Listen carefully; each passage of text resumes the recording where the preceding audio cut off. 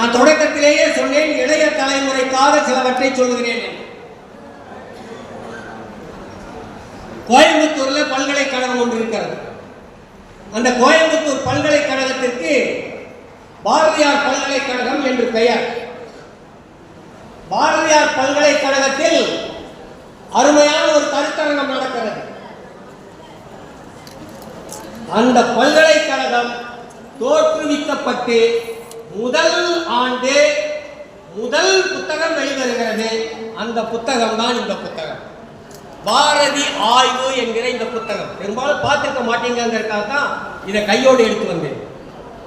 முதல் புத்தகம். பாரதி பல்கலைக்கழகம் தோற்றுவிக்கப்பட்ட ஆண்டு 1984-85 என்று நினைக்கிறேன்.